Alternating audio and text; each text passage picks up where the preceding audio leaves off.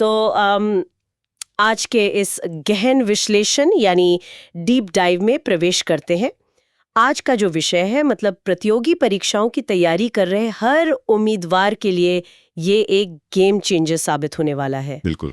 आज हम भारतीय उच्च न्यायालय या कहें इंडियन हाई कोर्ट्स के नोट्स का विस्तृत और एकदम परीक्षा केंद्रित अध्ययन करने वाले हैं। आज का हमारा मिशन सीधा है, इन नोट्स को लाइन दर लाइन डिकोड करना है ताकि एसएससी, रेलवे या स्टेट एग्जाम्स में बैठने वाले उम्मीदवारों का पूरा कॉन्सेप्ट एकदम क्लियर हो जाए। एकदम सही कहा आपने। आज का हमारा ये पूरा विश्लेषण ना एक क्लासरूम रिवीजन की तरह होने वाला है। हाँ। उम्मीदवारों को ये कल्पना करनी चाहिए कि उनके सामने एक ब्लैक बोर्ड है जिस पर हाई कोर्ट से जुड़े सबसे महत्वपूर्ण तथ्य, डायग्राम और फ्लो चार्ट क्रमबद्ध तरीके से लिखे हुए हैं। हम उन सभी बिंदुओं को एक एक करके सुलझाएंगे, परीक्षा में एग्जामिनर कहां और कैसे फंसाते हैं उस पर बात करेंगे और ये सुनिश्चित करेंगे कि कोई भी तथ्य रटने के बजाय अच्छी तरह समझ में आ जाए। तो चलिए नोट्स के पहले हिस्से से इस विश्लेषण को गति देते हैं। शुरुआत होती है हाई कोर्ट के एक परिचय और इसके संक्षिप्त इतिहास से। हाँ, इतिहास समझना बहुत जरूरी है। बिल्कुल। इतिहास की जो टाइमलाइन दी गई है उसमें सबसे पहले 1862 के वर्ष का जिक्र है। 1862 में भारत के पहले 3 हाई कोर्ट बने थे, कलकत्ता, बॉम्बे और मद्रास। ये टाइमलाइन आधुनिक भारतीय न्यायपालिका की नींव है। 1862 में बने ये 3 हाई कोर्ट ब्रिटिश प्रेसिडेंसी शहरों में स्थापित किए गए थे।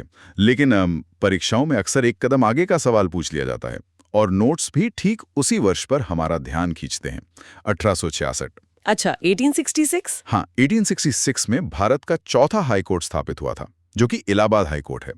इन 4 शुरुआती अदालतों के साथ ब्रिटिश काल का एक स्पष्ट नियम था जिसे छात्रों को समझना होगा। उस समय ना हर प्रांत का अपना एक अलग हाई कोर्ट होता था।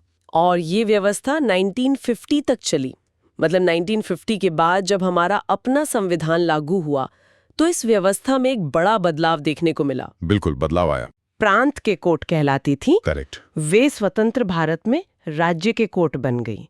प्रणाली की प्रकृति को समझाते हुए नोट्स स्पष्ट करते हैं कि हाई कोर्ट राज्य के न्यायिक प्रशासन में सबसे बड़ी अदालत है, जिसे एपेक्स कोर्ट या शीर्ष अदालत कहा गया है। सही। लेकिन इसके साथ ही एक बहुत ही तकनीकी शब्द जोड़ा गया है, एकीकृत न्यायिक प्रणाली या इंटीग्रेटेड जुडिशियल सिस्टम। ये तो एकीकृत न्यायिक प्रणाली है ना। हाँ। इसे समझना बहुत जरूरी है क्योंकि ये हमारी न्यायपालिका की आत्मा है।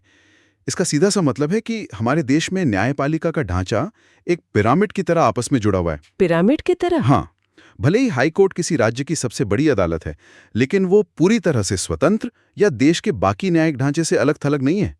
वो पूरे देश के न्यायिक सिस्टम का एक अटूट हिस्सा है जिसके सबसे शीर्ष पर सुप्रीम कोर्ट विराजमान है। बिल्कुल। अमेरिका जैसे देशों में राज्यों के अपने अलग कानून और अलग सुप्रीम कोर्ट होते हैं, लेकिन भारत में सिस्टम पूरी तरह से इंटीग्रेटेड है। निचली अदालतों से लेकर सुप्रीम कोर्ट तक कानूनों की एक ही श्रृंखला काम करती है।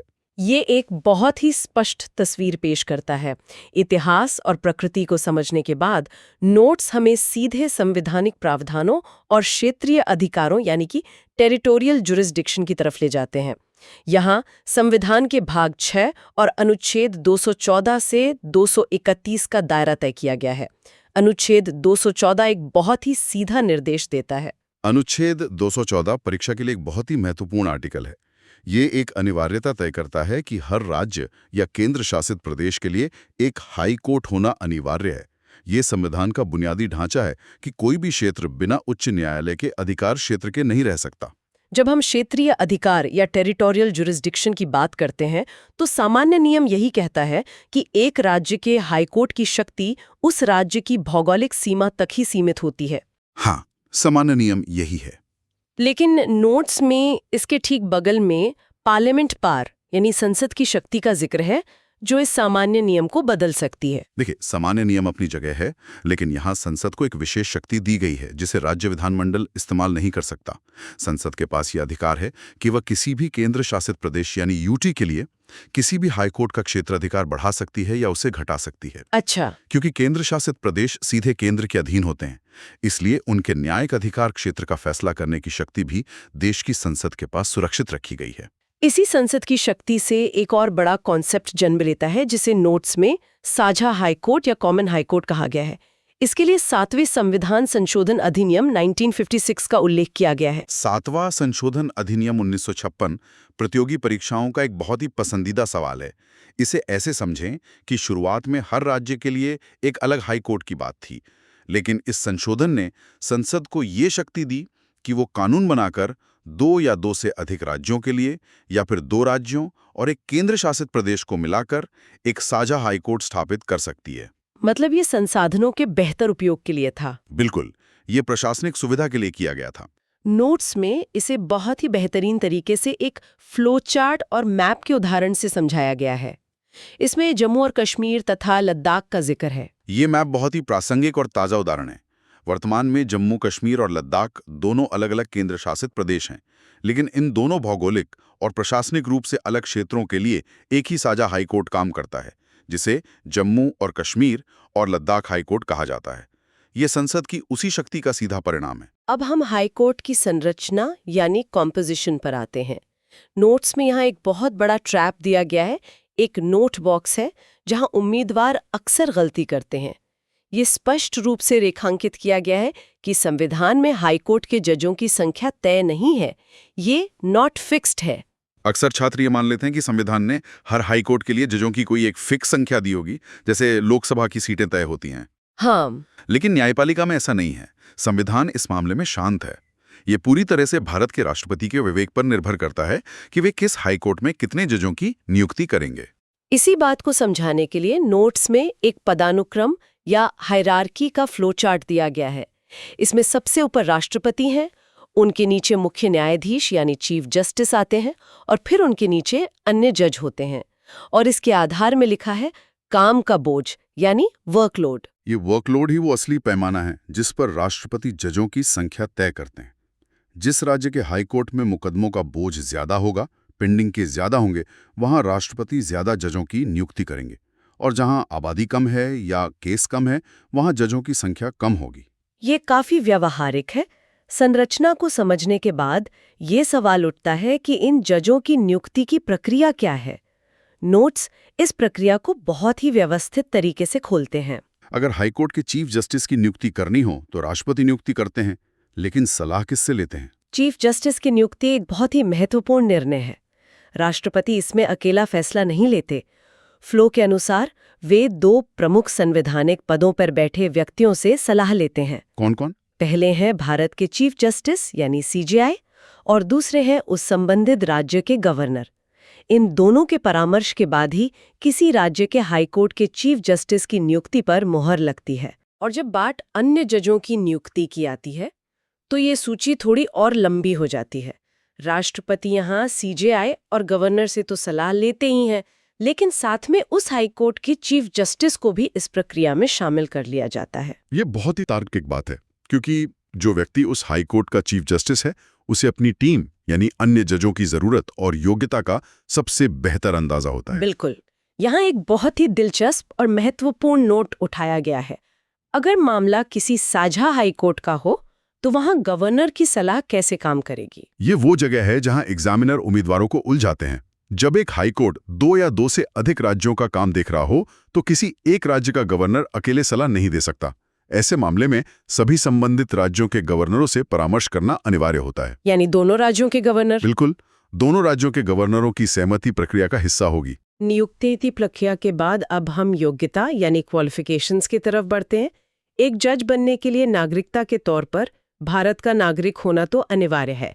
इसके बाद 2 मुख्य शर्तें दी गई हैं, मस्ट हैव और नोट्स स्पष्ट करते हैं कि इन दोनों में से कोई एक पूरी होनी ही चाहिए। पहली शर्त यह है कि व्यक्ति ने भारत के क्षेत्र में कम से कम 10 साल तक कोई न्यायिक पद या जुडिशियल ऑफिस धारण किया हो। या फिर दूसरी शर्त यह है कि वो व्यक्ति कम से कम 10 साल तक किसी हाईकोर्ट में लगातार अधिवक्ता या एडवोकेट के रूप में प्रैक्टिस कर चुका हो। इन दोनों में से एक अनुभव होना बेहद जरूरी है। और इसी योग्यता वाले हिस्से में एक ऐसा बिंदु है जिस पर स्टार मार्क लगा है, बहुत इंपॉर्टेंट। संविधान में हाई कोर्ट के जज के लिए कोई न्यूनतम आयु तय नहीं है। मैं सभी छात्रों से कहूंगा कि वे इस बिंदु को अपने दिमाग में अच्छी तरह बैठा लें। हम अक्सर पढ़ते हैं कि राष्ट्रपति बनने के लिए 35 साल उम्र होनी चाहिए, लोकसभा के लिए 25 साल उम्र होनी चाहिए। छात्र अक्सर हाईकोर्ट के जज के लिए भी कोई न्यूनतम आयु ढूंढने लगते हैं। हाँ, अक्सर कंफ्यूजन होता है। लेकिन सच ये है कि संविधान में हाईकोर्ट के जज बनने के लिए कोई न्यूनतम आयु नहीं दी गई है। सिर्फ 10 साल के अनुभव की बात कही गई है। ये परीक्षा का एक बहुत बड़ा ट्रैप है। न्यूनतम आयु नहीं है, लेकिन कार्यकाल और रिक्ति यानी टेन्योर एंड वैकेंसी के सेक्शन में अधिकतम उम्र जरूर बताई गई है।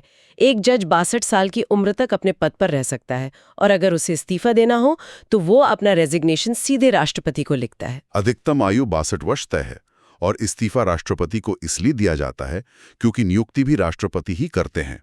इसके बाद रिक्ति के 4 कारण विस्तार से गिनाए गए हैं कि किन वजहों से एक जज का पद खाली हो सकता है। रिक्ति के ये 4 कारण स्पष्ट हैं। पहला, इस्तीफा। दूसरा, राष्ट्रपति द्वारा हटाया जाना जो संसद की सिफारिश पर होता है। तीसरा कारण है सुप्रीम कोर्ट में जज बनने पर प्रमोशन। और चौथा कारण है दूसरे हाई कोर्ट में ट्रांसफर होने पर। इन चारों में से जो दूसरा कारण है जजों को हटाना या रिमूवल प्रोसेस, उसे अगले सेक्शन में फ्लो चार्ट के जरिए बहुत बारीकी से समझाया गया है। बिल्कुल, हटाने की प्रक्रिया बहुत कठिन बनाई गई है। फ्लो चार्ट के अनुसार प्रोसेस शुरू होता है संसद में प्रस्ताव या मोशन लाने से। फिर विशेष बहुमत। हाँ, उस प्रस्ताव को संसद के दोनों सदनों में विशेष बहुमत यानी स्पेशल मेजॉरिटी से पास होना पड़ता है। जब ये पास हो जाता है तब अंत में राष्ट्रपति का आदेश जारी होता है और जज को हटाया जाता है। इस संसदीय प्रक्रिया को जजेस इंक्वायरी एक्ट दिशा देता है। इस एक्ट के 2 मुख्य कदम नोट्स में बताए गए हैं। पहला है स्पीकर या चेयरमैन द्वारा प्रस्ताव पर हस्ताक्षर और उसे स्वीकार करना, और दूसरा है जांच समिति का बनना। जब प्रस्ताव स्वीकार होता है तो आरोपों की जांच के लिए एक 3 सदस्यीय जांच समिति बनाई जाती है। इस समिति को समझाने के लिए एक उदाहरण बॉक्स दिया गया है, जस्टिस यशवंत वर्मा केस समिति का उदाहरण। इसमें सुप्रीम कोर्ट के जज justice Arvind Kumar, Madras High Court के चीफ जस्टिस मनिंदर मोहन श्रीवास्तव और एक सीनियर एडवोकेट बीवी आचार्य शामिल थे। इस उदाहरण से साफ है कि 3 सदस्यीय समिति का ढांचा क्या है। इसमें हमेशा सुप्रीम कोर्ट का एक जज होगा, किसी हाई कोर्ट का एक चीफ जस्टिस होगा और एक वरिष्ठ वकील शामिल होगा। इसके बाद हम ट्रांसफर और कार्यकारी जज के प्रावधानों पर आते हैं। जजों का ट्रांसफर राष्ट्रपति द्वारा CJI की सलाह से किया जाता है, लेकिन यहाँ 1998 के 3rd जजेस केस का विशेष रूप से उल्लेख है। इस केस के अनुसार ट्रांसफर के मामले में CJI अकेले फैसला नहीं ले सकते। उन्हें सुप्रीम कोर्ट के 4 सबसे सीनियर जजों से और दोनों हाई कोर्ट्स के चीफ जस्टिस से सलाह लेनी ही होगी। इसी हिस्से में कार्यकारी और अतिरिक्त जजों के प्रकार भी हैं। पहला है एडिशनल जज। एडिशनल जज अस्थायी होते हैं, अधिकतम 2 साल के लिए जब काम का बोझ बढ़ जाए। दूसरा है एक्टिंग CJ। कार्यकारी मुख्य न्यायाधीश तब नियुक्त किए जाते हैं जब चीफ जस्टिस का पद खाली हो। और तीसरा है रिटायर्ड जजेस। हाई कोर्ट के चीफ जस्टिस राष्ट्रपति की सहमति लेकर रिटायर्ड जजों से वापस काम करने की रिक्वेस्ट कर सकते हैं। अब हम क्षेत्राधिकार या ज्यूरिसडिक्शन की ओर बढ़ते हैं। एक अवलोकन। यहाँ शक्तियों का एक डायग्राम है जिसके 4 मुख्य स्तंभ हैं: ओरिजिनल, अपीलेट, रिट और सुपरवाइजरी। सबसे पहले ओरिजिनल ज्यूरिसडिक्शन यानी मूल क्षेत्राधिकार। मूल क्षेत्राधिकार में वे मामले आते हैं जो सीधे हाई कोर्ट आते हैं, जैसे सांसद या विधायक चुनावों के विवाद, राजस्व या रेवेन्यू मामले, मौलिक अधिकारों का लागू होना और संविधान की व्याख्या। लेकिन एक नोट भी है कि कलकत्ता, बॉम्बे, मद्रास और दिल्ली हाई कोर्ट्स में सिविल मामलों के लिए भी मूल अधिकार है। हाँ, इन 4 हाई कोर्ट्स में कुछ खास सिविल मामले सीधे दायर किए जा सकते हैं। क्षेत्राधिकार पर केंद्रित है। आर्टिकल 226 बुनियादी नियम है कि हाई कोर्ट फंडामेंटल राइट्स और लीगल राइट्स दोनों के लिए रिट जारी कर सकता है। यहाँ एक तुलना तालिका है जो हाई कोर्ट और सुप्रीम कोर्ट की तुलना करती है। ये तालिका बहुत जरूरी है। हाई कोर्ट का अनुच्छेद 226 का दायरा बहुत व्यापक है। ये फंडामेंटल और लीगल राइट्स दोनों के लिए है और ये समवर्ती क्षेत्राधिकार हैं। और सुप्रीम कोर्ट के बारे में लिखा है कि इसका दायरा सीमित है। हाँ, अनुच्छेद 32 के तहत सुप्रीम कोर्ट सिर्फ फंडामेंटल राइट्स के लिए रिट जारी कर सकता है, इसलिए हाई कोर्ट का रिट दायरा ज्यादा बड़ा है। आगे बढ़ते हैं अपील और पर्यवेक्षी अधिकारों की तरफ। अपीली अधिकार के लिए एक त्रिकोण डायग्राम है जिसके शीर्ष पर हाई कोर्ट और आधार पर अधीनस्थ अदालतें हैं। निचली अदालतों के खिलाफ अपील हाई कोर्ट में जाती है, सिविल मामलों में कानून के सवाल पर और क्रिमिनल मामलों में अगर 7 साल से ज्यादा की सजा हो या मौत की सजा हो। और पर्यवेक्षी क्षेत्राधिकार आर्टिकल 227। इसके तहत हाईकोर्ट अपने राज्य की सभी अदालतों और ट्रिब्यूनल पर अधिकार रखता है। मिलिट्री कोर्ट्स को छोड़कर यह प्रशासनिक और न्यायिक दोनों तरह का अधीक्षण है और यह स्वतः संज्ञान या सुओ मोटो भी लिया जा सकता है। अब आते हैं कोर्ट ऑफ रिकॉर्ड या अभिलेख न्यायालय पर। यहाँ किताब और तराजू का विजुअल है। मुख्य बिंदुओं में पहला है परपेचुअल मेमोरी। इसका अर्थ है कि फैसले रिकॉर्ड के तौर पर हमेशा रखे जाते हैं। एविडेंशरी वैल्यू, इन्हें सबूत माना जाता है। निचली अदालतों में इन पर प्रश्न नहीं उठाया जा सकता। लीगल प्रेसिडेंस, ये फैसले कानूनी मिसाल बन जाते हैं। कंटेम्प्ट ऑफ कोर्ट, कोर्ट के पास अपनी अवमानना पर सजा देने की शक्ति होती है। और अंतिम बिंदु है रिव्यू। हाईकोर्ट अपने ही फैसले को सुधार या करेक्ट कर सकता है। अब छात्रों के लिए एक त्वरित रिवीजन चीट शीट। महत्वपूर्ण अनुच्छेद, मैं अनुच्छेद बोलती हूँ, आप व्याख्या करें। 217 नियुक्ति और शर्तें, 219 शपथ, 220 वकालत पर प्रतिबंध, 221 वेतन। 75 इसमें तय हुआ कि न्यायिक समीक्षा और स्वतंत्र चुनाव बेसिक स्ट्रक्चर या मूल ढांचा है।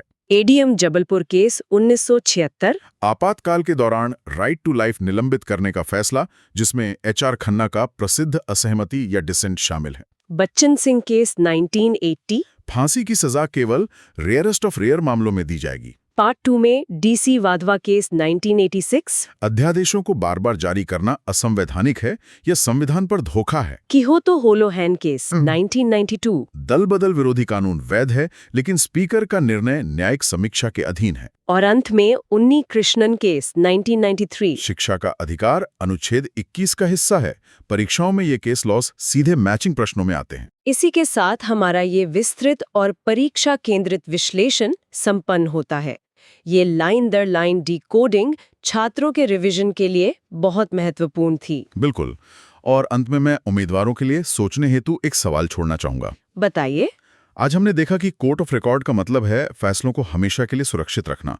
लेकिन आज के इस डिजिटल युग में, जहां हर जानकारी तुरंत उपलब्ध है और एआई पिछले फैसलों का विश्लेषण सेकंडों में कर सकता है, क्या आपको लगता है कि भविष्य में वकीलों की बहस से ज्यादा महत्व एल्गोरिदम और डिजिटल डेटाबेस का हो जाएगा? इस पर विचार करें कि तकनीक कैसे हमारी न्यायिक प्रणाली के मूल ढांचे को बदल सकती है।